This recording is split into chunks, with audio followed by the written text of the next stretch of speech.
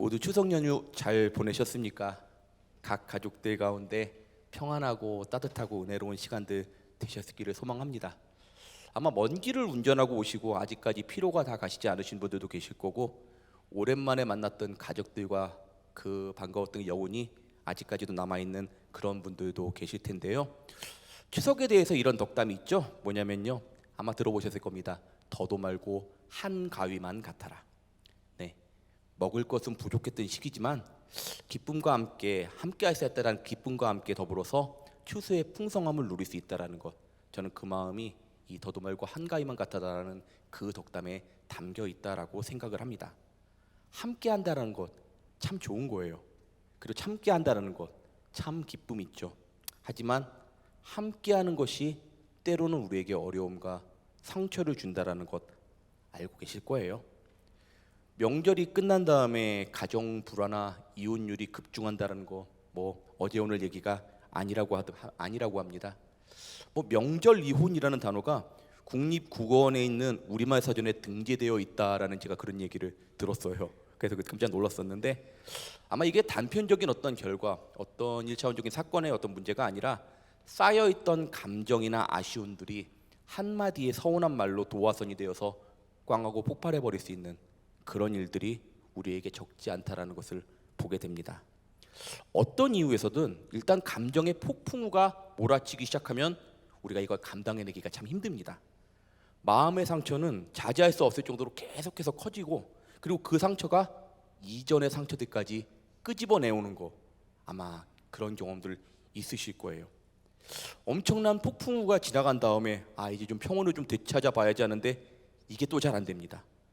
내가 왜 그랬지 하고 자책하는 경우도 있지만, 또 다른 한마디가 또 다른 서운함을 가져오게 되고 또 다른 폭발의 여진이 되어버리는 이런 감정적 악순환의 도돌이표를 경험해 보신 일이 있습니까? 혹시 이번 추석에도 그런 일이 있으셨던 건 아닌지요? 유명한 프로이트의 딸이자 아동 정신 분석학자인 안나 프로이트가 이런 때 우리에게 발현되는 것이 있다 그래요. 그게 뭐냐면요, 방어 기제, 디펜스 메커니즘이라는 겁니다.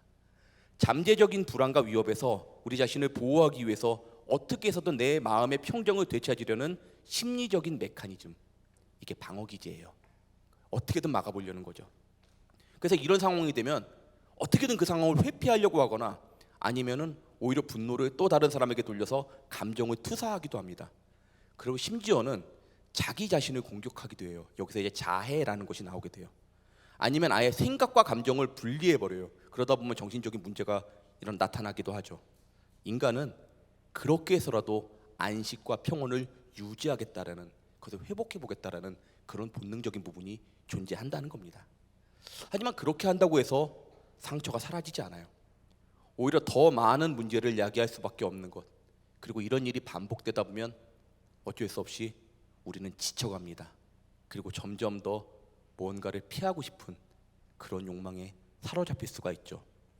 이런 인생의 경험을 다윗은 사울에게 쫓기던 시편 57편에서 이렇게 고백해요. 내 영혼이 사자들 가운데서 살며 내가 불사르는 자들 중에 누웠으니 곧 사람의 아들들 중에라.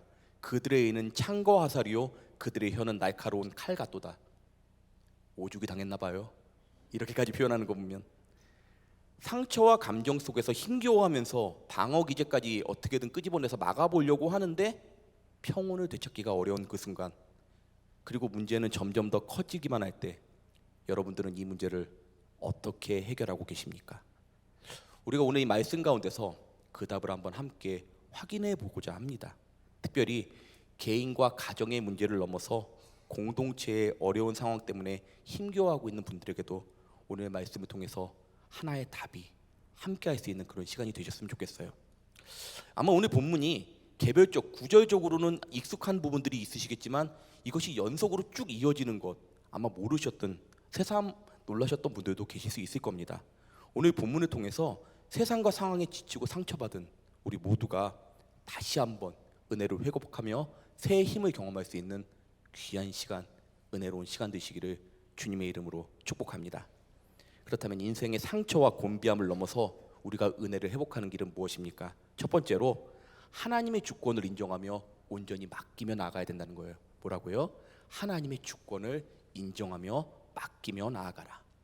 10절과 11절 말씀을 한번 함께 읽겠습니다. 시작. 이미 그의 안식에 들어간 자는 하나님이 자기의 일을 쉬심과 같이 그도 자기의 일을 쉬느니라. 그러므로 우리가 저 안식에 들어가기를 힘쓸지니 이는 누구든지 저 순종하지 아니하는 본에 빠지지 않게 하려 함이라. 아멘. 안식이라는 말, 아마도 어려움이나 상처 속에서 지쳐버린 우리가 가장 갈구하는 그런 단어가 아닐까라고 생각해 보게 됩니다. 우리는 상처나 어려움이 우리를 덮쳐올 때 어떻게든 그 상황을 벗어나 안식을 회복하려고 하는 그런 본능적인 부분이 있다. 이것이 아까 말씀드렸던 방어 기제라고 제가 말씀을 드렸죠. 하지만 여기서 딜레마가 하나 있습니다. 뭐냐면 내가 안식을 되찾으려고 몸부림치면 칠수록 오히려 안식과 멀어지는 결과가 나타나는 경우가 많다라는 거예요. 가장이나 리더 혹은 공동체를 지탱해야 되는 어떤 책임이 막중한 어떤 이런 사람에게 그 공동체나 가정에 심각한 문제가 보이는 경우 그는 어떻게 해서라도 이 문제를 해결해 보겠다고 스스로 해결하겠다는 강력한 책임감에 빠져든다고 합니다. 정신분석학자들이 이런 상황이나 증상에 대해서 재밌는 이름을 하나 붙였는데 그게 뭐냐면요, 따라하겠습니다. 메시아 컴플렉스. 내가 이거 어떻게든 해결해 본다.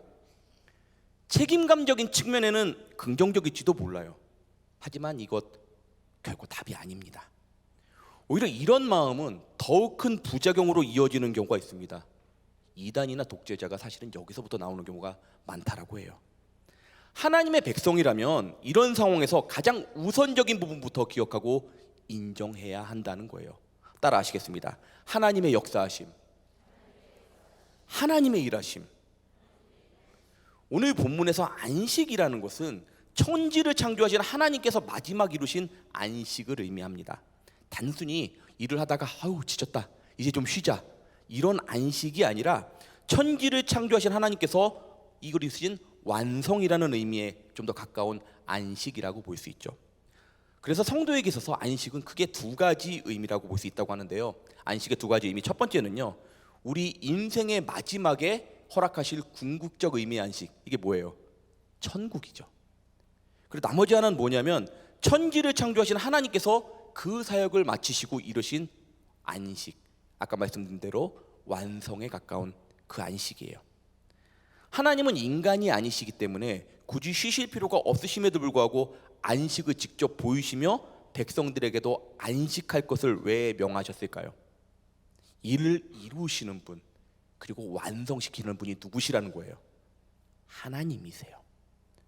우리는 그분께 맡기며 하나님의 주권과 그 뜻과 능력에 맡긴 것, 이것이 우리가 모든 일들을 감당할 때 잊으시면 안 되는 본질이라는 것을 기억하시기 바랍니다. 안식일을 지키는 것, 이 사바스 안식일을 지키는 것은요, 율법적인 안식일을 지키라는 그 의미만이 아니에요.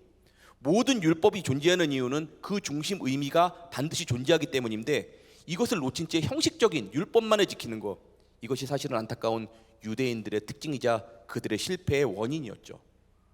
노력하지 말라는 거 아니에요. 최선을 다하지 말라는 의미 절대 아닙니다. 하지만 이 안식, 완성적인 안식을 이루는 것은 누구에게 달렸어요? 하나님의 주권에 달렸다라는 것, 이 핵심을 우리 모두는 반드시 기억하셔야 돼요. 우리 인생의 궁극적인 안식 어디입니까? 아까 말씀드렸던 대로 천국이죠. 그리고 우리 모든 상황을 은혜롭게 완성하는 안식, 이것도 또 완성의 안식인데 누가 하셔야 돼요? 우리가 스스로 천국 가든가요? 그럼 우리가 스스로 완성을 이루던가요? 안 돼요.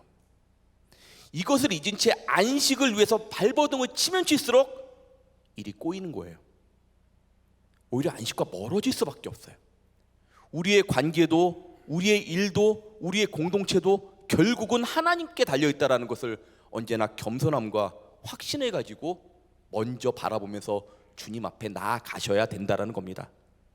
오늘 본문 앞에 있는 3절 말씀은요, 한 가지를 분명한 부분을 더 짚어주는데 3절 말씀 한번 같이 한번 읽겠습니다. 시작. 이미 믿는 우리들은 저 안식에 들어가는도다. 그가 말씀하신 바와 같으니. 이 안식의 중심에 있는 것이 뭐예요? 이게 믿음이에요. 결국 이루실 분은 하나님이시라는 것을 먼저 기억하고 그분 앞에 맡길 수 있는 거, 이거 뭐 때문에 가능해요? 믿음 때문에 가능한 거예요. 이것이 진정한 믿음이고 여기서부터 우리의 안식과 회복이 시작된다라는 것, 그리고 완성의 한 걸음 더 나아갈 수 있다는 것을 기억하시기 바랍니다. 믿음의 삶이라는 건 다른 게 없어요. 주님께 맡기고 순종하면서 이루면서 인생의 안식을 경험하다가 주님의 은혜로 영원한 안식으로 들어가는 거죠. 맞나요? 아멘이신가요? 예, 그게 우리의 믿음의 삶이에요. 맡겨야 할 때 맡기는 것이 믿음이고, 그분께서 하시는 그 일에 쓰임 받으면서 감사하는 백성이 성도라는 겁니다. 그리고 그 부분에서 우리는 세상이 주는 상처와 아픔을 회복하는 영적인 안식 또한 얻게 될 줄 믿습니다. 모든 상황과 어려움과 상처가 우리에게 다가올 때 우리는 이 부분을 놓치시면 안 돼요. 누구에게 달렸다고요? 하나님께 달렸어요. 시편 37편 5, 6절 말씀, 내 길을 여호와께 맡기라. 그를 의지하면 그가 이루시고 내 의를 빛같이 나타내시며 내 공의를 정오의 빛같이 하시리로다. 아멘. 먼저 인도하시고 이루시며 안식을 주시는 하나님 앞에 우리는 믿음을 드려야 돼요. 그리고 그분의 역사하신 가운데 다시 한번 신뢰하며 한 걸음을 내디딜 때 우리는 모든 문제 가운데 진정한 완성, 안식을 향해 나아갈 수 있고, 가장 귀한 하나님의 백성의 본질의 믿음을 놓치지 않는 백성이 될 줄 믿습니다. 우리가 일을 감당할 때 언제나 가장 중요한 것은 하나님의 주권에 달려 있습니다. 그 부분을 특히 더욱더 중요한 상황에서 놓치지 아니하시고 주님을 먼저 바라볼 수 있는, 그리고 그 안식의 역사를 이루어 가시는 우리 모두가 될 수 있기를 주님의 이름으로 축복합니다. 그렇다면 인생의 상처와 곤비함을 넘어서 은혜를 회복하는 것, 어떤 길입니까? 두 번째로, 하나님의 말씀을 통해 우리 자신과 모든 문제를 조명해야 됩니다. 뭐를 통해서요? 하나님의 말씀을 통해서. 12절 13절 말씀 함께 읽습니다. 시작. 하나님의 말씀은 살아있고 활력이 있어 좌우의 나에선 어떤 검보다도 예리하여 혼과 영과 및 관절과 골수를 찔러 쪼개기까지 하며 또 마음의 생각과 뜻을 판단하나니 지으신 것이 하나도 그 앞에 나타나지 않음이 없고 우리의 결산을 받으실 이의 눈앞에 만물이 벌거벗은 것 같이 드러나느니라. 아멘. 아마 익숙하시고 잘 아시는 바로 그 말씀일 겁니다. 근데 어떻게 지금 이게 이 다음에 이어져 있지? 이 부분은 조금 생소하실 수가 있을 거예요. 아니, 안식과 믿음을 말하더니 갑자기 말씀에 대해서 뭔가 좀 건너뛰는 것처럼 바로 이어져 버리잖아요. 이어지는 거예요 지금 이 말씀이. 이 디모데후서 3장 16절 17절과 더불어서 하나님의 말씀의 능력을 나타내고 있는 가장 대표적인 구절 중에 하나. 이 구절이 여기 있는 이유는요, 우리 인생의 문제 해결의 중심이 어디에 있다라는 거예요. 따라 하시겠습니다. 말씀을 통해 나를 발견하고 말씀을 통해 답을 찾으라. 한 번 더요. 말씀을 통해 나를 발견하고 말씀을 통해 나를 찾으라. 답을 찾으라는데 다시 한번, 말씀을 통해 답을 찾으라. 상처받고 지쳐있는 자에게 가장 필요한 게 뭘까요? 12절은 그들에게 필요한 두 가지를 먼저 말합니다. 뭐예요? 살아있고 활력이 있어. 뭐냐면요, 여기서 생명, 조회라는 단어가 여기 들어가고요, 에네르기스, 우리가 아는 에너지 있죠, 그게 여기서 나오는 거예요. 말씀을 통해 생명을 경험하고 말씀을 통해 힘을 얻으라는 거예요. 목장원들이 너무나 지치고 상황 가운데 어려워서 힘겨워할 때 어떻게 하면 좋을까 고민하던 어느 목자님, 통독을 시작했다라는 말씀하시는데 저는 그때 분명히 확신합니다. 은혜를 경험하게 될 거예요. 목이 마른 자에게 물이 들어간 거거든요. 영적인 힘과 에너지가 떨어졌을 때 그것을 정확하게 채우고 힘을 주며 은혜를 경험케 하는 것 어디에 있어요? 말씀에 있어요. 따라합니다. 말씀이 내게 힘을 준다. 말씀이 내게 생명을 준다. 그리고 또 이 본문은 우리 자신을 이 말씀에 비추어서 봐야 된다는 것을 말씀하고 있죠. 우리는 참 때로 너무나 잘 숨깁니다. 아까 말씀드렸던 그 방어 기제주의 특징 중에 하나가 잘 숨겨요. 어려움을 쉽게 인정하지 않습니다. 사실은 힘들면서도 그래서 어떻게든 도피합니다. 그리고 외면하죠. 나는 괜찮아. 나는 아무런 문제가 없어. 그러다가 감당하지 못하면 폭발하거나 무너지는 것, 이게 약한 인생이에요. 그 감춤에 넘어가시면 안 돼요. 그럼 어떻게 해야 돼요? 말씀을 통해 우리를 비출 때 말씀이 우리의 관절과 골수를 쪼개내고 그리고 마음의 생각과 모든 것을 드러낼 수밖에 없어요. 여러분들 상처가 나게 되면 어떻게 하십니까? 상처가 났을 때 가장 어리석은 방법은 그냥 그를 그냥 덮어버리는 거예요. 그건 아니에요. 오히려 이 문제가 무엇인지를 드러내야 되는데 뭘로 드러낸다고 돼 있어요 지금? 말씀을 통해서요. 여러분들 이 말씀이 내게 지금 어떻게, 내가 지금 어떤 문제가 있는지를 드러낼 때 그 말씀 앞에 순종하셔야 돼요. 치유사역이라는 말 아마 많이 들어보셨을 겁니다. 아마 신앙이 있는 분이든 없는 분이든 이 부분에 대해서 한 번쯤은 관심을 다 가져보셨을 거예요. 어디가 좋다, 어디가 보니까 괜찮더라. 근데 오늘 말씀은요, 본질적인 정답이 어디에 있는지를 확실하게 드러냅니다. 어디에 있어요? 진정한 치유는 말씀을 통해 이루어져야 돼요. 다른 신비주의적인 능력이 아니에요. 물론 기도도 중요해요. 하지만 이 말씀이 내게 주시는 것이 무엇인지, 그리고 내가 지금 어느 부분에서 문제가 있는지를 분명히 확인하실 필요가 있다라는 것. 그때 세상에서 상처받고 지쳐있는 우리에게 다시 한번 새로운 힘과 은혜가 출발하는 귀한 시간들이 말씀을 통해 이루어지게 될 줄 믿습니다. 저는 제가 한 목자님의 이야기가 기억이 나요. 어느 분과 둘이서, 근데 그분이 참 많이 힘든 분이셨대요. 너무 힘드셨는데 그분과 함께 둘이서 뭘 할까 하다가 뭘 해야 될지 몰라가지고 말씀을 통독을 시작하셨대요. 함께 말씀을 통독하는 거예요. 알아듣던 못 알아듣던 되든 안 되든 같이 통독을 하는데 하다 보니까 같이 상처 입은 분들이 또 있는 거예요. 또 모았어요. 그러다 보니까 어떻게 돼요? 하나의 목장이 됐어요. 하나의 목장이 계속해서 말씀을 통독하는데 그렇게 막 좋아지는 것 같지는 않은데 그래도 조금씩 앞으로 갑니다. 근데 한 목장이 두 목장이 되고, 두 목장이 세 목장이 되고, 그러다 하나의 마을이 되고, 그 마을이 또한 다른 마을로 배가 되었던 것, 저는 그 모습을 기억해요. 그리고 제가 참 그 모습 속에서 감사했던 건 정말 그 가운데서 조금씩이지만 하나님의 역사하심과 치유하심이 드러나더라는 겁니다. 변화가 일어나더라는 거예요. 말씀의 능력이 있을까요? 말씀의 은혜가 있어요? 여러분들이 경험하실 수 있길 소망합니다. 그리고 그 경험이 함께하게 될 때 우리는 확신할 수 있어요. 정말 말씀이 생명을 주는구나, 정말 말씀이 우리에게 에너지를 주는구나, 그 은혜가 다시 한번 우리 모두 가운데 분명하게 함께할 수 있는 은혜로운 주의 백성들 되시기를 축복합니다. 오늘 말씀 12절하고 13절에는요 원어로 보면은 알 수 있는데 한글 성경에서는 조금 알아보기 어려운 그런 비밀이 하나 있습니다. 뭐냐면요, 처음에 하나님의 말씀으로 되어 있는데 이게 헬라어로 뭐냐면요, 아마 들어보셨죠? 로고스입니다. 아마 많이들 들어보셨을 거예요.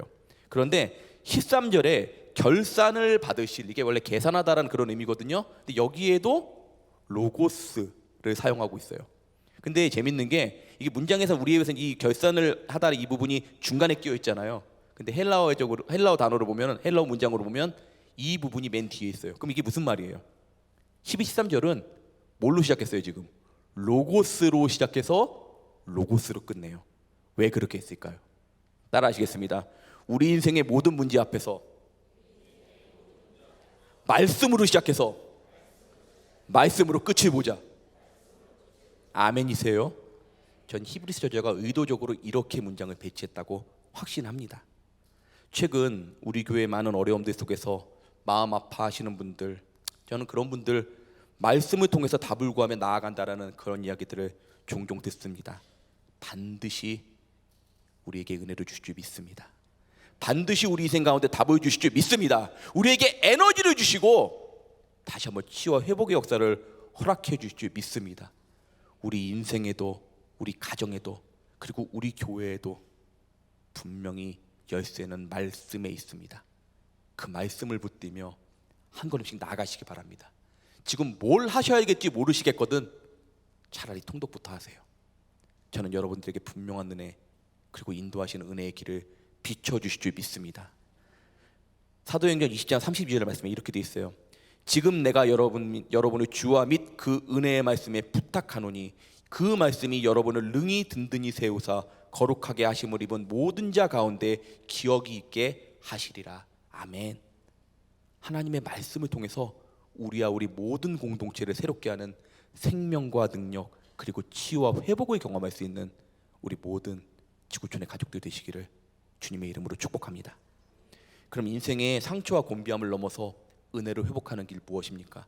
마지막으로요, 일단 은혜를 주신 그리스도를 간절히 붙들고 나가야 됩니다. 뭐라고요? 은혜를 주시는 우리 예수 그리스도를 간절히 붙들고 나아가자. 아멘. 14절에서 16절 말씀 함께 읽습니다. 시작. 그러므로 우리에게 큰 대제사장이 계시니 승천하시니 곧 하나님의 아들 예수시라. 우리가 믿는 도리를 굳게 잡을지어다. 우리에게 있는 대제사장은 우리의 연약함을 동정하지 못하실 이가 아니요 모든 일에 우리와 똑같이 시험을 받으시니로되 죄는 없으시니라. 그러므로 우리는 긍휼하심을 받고 때를 따라 돕는 은혜를 얻기 위하여 은혜의 보좌 앞에 담대히 나아갈 것이니라. 아멘. 이건 더 익숙한 구절이죠. 사실은 예수님이 어떤 분이신지 정말 이것에 대한 강조와 확증, 가장 귀한 말씀 중에 하나가 바로 이것이죠. 아시는 대로 예수님에 대해서 뭐라고 하고 있어요? 큰 대제사장 되심.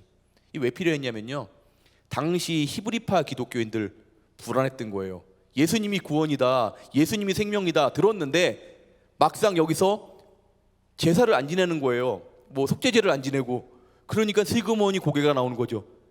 안 해도 돼요? 정말 예수님만으로 괜찮아요? 큰 대제사장이란 표현에는 정말로 우리의 모든 죄가 해결되어 있다는 것을 강조하는 거예요. 불안해하지 마. 답은 예수님께 있어. 걱정하지 마. 그래서 지금 이 부분에서 강조하죠. 또 그분이 누구도 이루지 못한 하늘로 올라가신 하나님의 아들이시다는 것을 다시 한번 또 강조하고 있어요. 그러니 뭐예요? 굳게 믿어라. 흔들리지 말아라. 다른 사람들이 뭐라 하더라도 에이 그래도 제사 지내야지, 속죄제 해야지. 아니야. 예수님만으로 완전해. 아멘이세요? 따라 하시겠습니다. 예수님만으로 내 문제는 완전히 해결될 것입니다. 그런데 이 본문은요, 한 가지 중요한 부분을 더 강조해요. 뭐냐면 이런 큰 대제사장이 그리고 하나님의 아들이신 그분이 우리를 아신다고요. 우리 연약함을 아신다고요. 왜냐하면 그분은 하나님의 아들이심에도 불구하고 우리를 위해서 기꺼이 연약한 인간이 되셨고요, 죄가 없음에도 불구하고 우리를 위하여 그 고난과 모든 시험을 기꺼이 받으신 그분이시니까. 주님은 전지전능하신 초월적인 하나님이시지만 지금 우리의 모든 아픔과 우리의 자금을 알고 계시는, 그리고 우리의 신음하는 그 소리를 듣고 계시는, 함께 하시는, 우리를 책임지시는 하나님이시라는 것. 아멘이세요? 이것이 십자가잖아요. 이것이 우리에게 주신 가장 귀한 은혜잖아요. 그리고 이것이 우리 모든 문제를 해결할 수 있는 열쇠임을 믿습니다. 함께 따라 하실게요. 주님께서 당신을 아십니다. 옆에 보시면서 이렇게 인사하세요. 주님께서 당신의 연약함도 아십니다. 한 번 더요. 주님께서 바로 지금 당신을 분명히 도우실 것입니다. 믿음이 약해. 옆에 분 보시면서 한 번만 더 따라 하실게요. 주님께서 바로 지금 당신을 분명히 도우실 것입니다. 아멘이세요? 성경에서 예수님을 설명하는 가장 귀한 구절인 이 말씀은 최종적으로 그래서 우리에게 이렇게 명하고 있어요. 그러니까 나아가라고요. 은혜를 간구하며 나아가라고요. 이미 도우시기 위해서 준비하고 계시는 바로 그분을 바라보면서 주저하지 말고 나아가라고요. 그리고 도와달라고 외치라고요. 답이 보이지 않아도, 상황이 암담해 보여도 우리 인생의 답은 분명히 있습니다. 왜요? 있을 수밖에 없어요. 하나님의 아들이 우리와 함께 하시니까, 기꺼이 우리 큰 대제사장이 되어 주셨으니까, 그리고 그분이 우리의 약함을 친히 경험하신, 우리를 너무나 잘 아시는 완전한 인간이자 완전하신 하나님이시니까요.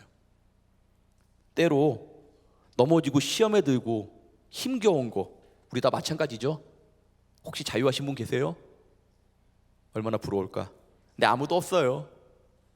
근데 이런 우리를 위해서 피 흘려서 그 생명을 주신 예수 그리스도의 은혜는 지금 우리를 반드시 붙들고 계십니다. 그렇기 때문에 우리도 마찬가지예요. 이 은혜를 붙드는 것을 멈추지 마셔야 돼요. 이 은혜를 간절히 간구하셔야 돼요. 내가 상처받았다면 더 간절히, 내가 지쳐버렸다면 더 절박하게, 내 주인이신 예수님, 내게 은혜를 주세요. 주님, 내가 정말 이 은혜가 아니면 나는 답이 나오지 않아요. 주님께서 우리를 기억하시고 함께 하시며 그분의 은혜를 분명하게 허락해 주실 줄 믿습니다. 오늘 본문 16절에 우리가 긍휼하심을 받는다라고 되어 있어요. 근데 여기 사용된 단어가 뭐냐면 엘레오스예요. 뜻이 뭐냐면 자비라는 의미입니다.